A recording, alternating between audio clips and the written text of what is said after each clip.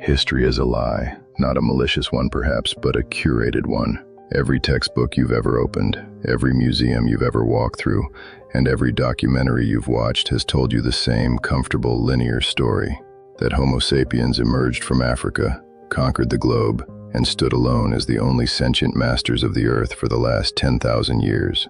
We are taught that the other branches of the human family tree, the Neanderthals, the Denisovans, the mysterious Homo floresiensis, all died out long before the first stone was laid for the pyramids or the first city-state rose in Mesopotamia.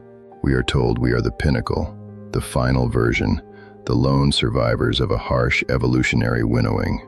But what if the ground beneath our feet is hiding a secret that breaks every rule of evolution? What if, only 3,000 years ago, at a time when humanity was already writing poetry, building massive stone cities, and forging iron, another group was here? They weren't quite human, they weren't quite giants, and according to the DNA results that mainstream institutions are desperate to keep in the shadows, they weren't even from our ancestral line. Today we are diving into the forbidden archives of archaeology to look at the discovery that science tried to ignore, the definitive evidence of a different species that lived, hunted, and died right alongside us. Before we dive into the evidence that science is desperate to keep in the shadows, I want to invite you to join our community here at Cryptura. We are dedicated to uncovering the stories that mainstream history ignores. If you have a thirst for the unexplained and want to be part of a group that questions the narrative, hit that subscribe button right now and turn on notifications. We're just scratching the surface of what's hidden in our past,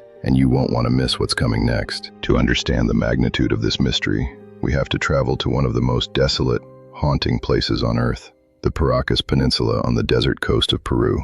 This is a place where the landscape looks more like Mars than Earth.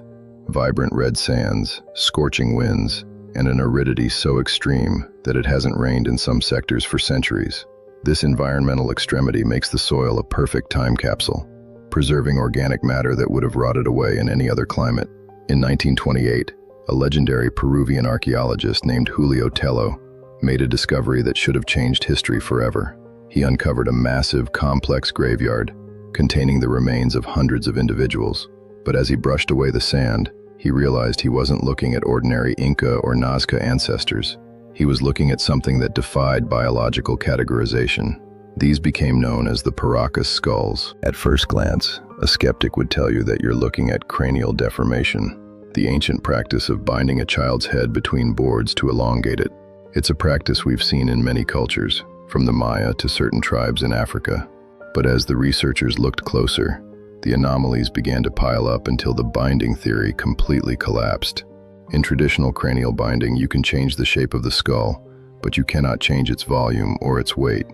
You are simply reshaping the clay. However, the Paracas skulls are 25% larger and 60% heavier than a standard human skull.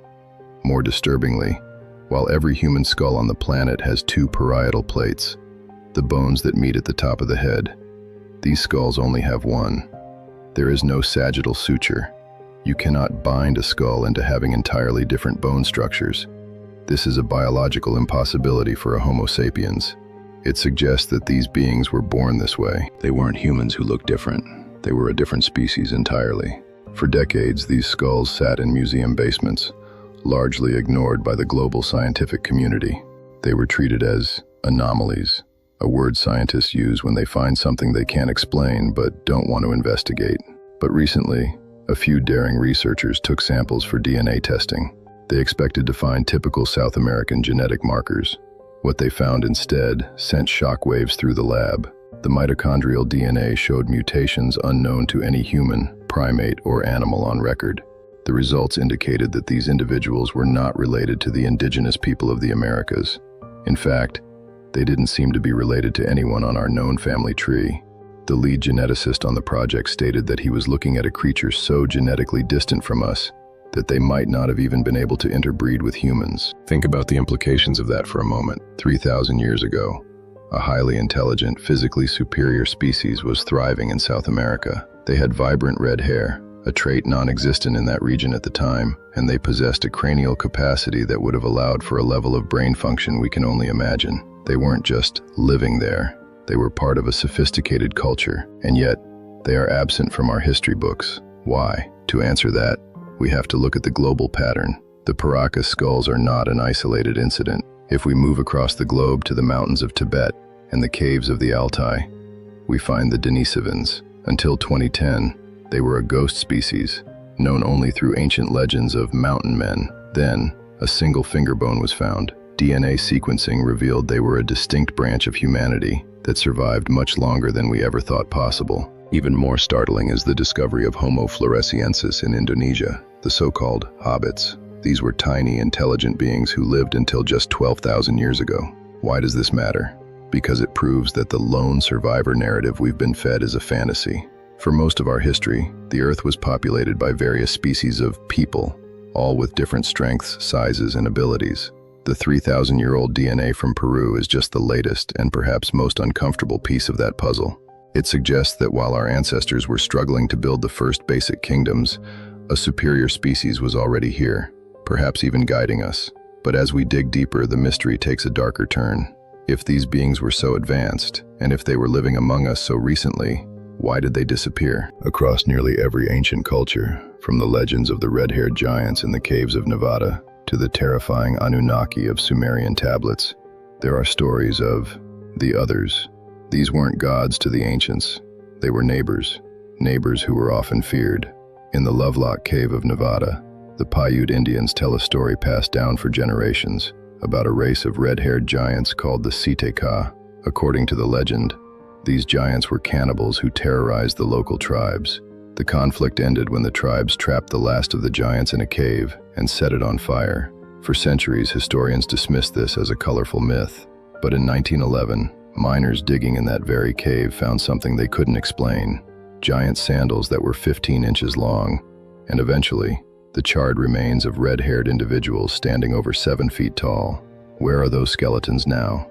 This is where the cover-up begins. In the early 20th century, reports from the Smithsonian and other major institutions were filled with accounts of anomalous skeletons being recovered from mounds across the United States. Thousands of reports detail skeletons 7, 8, or even 9 feet tall, often with double rows of teeth and 6 fingers. And yet, if you go to these museums today, those exhibits don't exist. They aren't in the inventory. They've been lost, misplaced, or, according to some whistleblowers, intentionally destroyed to protect the theory of evolution. The truth is, science is built on consensus. When a discovery breaks the consensus, it's a threat. If we admit that a different species lived among us just 3,000 years ago, we have to admit that our understanding of evolution is flawed. We have to admit that we don't know where we came from, or who else might have a claim to this planet. As we look at the ruins of the ancient world, the megalithic stones of Baalbek that weigh 800 tons, or the precision-cut granite of Pumapunku, we have to ask, was this really the work of primitive humans with copper chisels? Or are we looking at the remnants of the others, a species with a different type of intelligence, a different physical capability, and a different history that has been wiped from our memory? We are not the first, and if history is truly a circle, we might not be the last.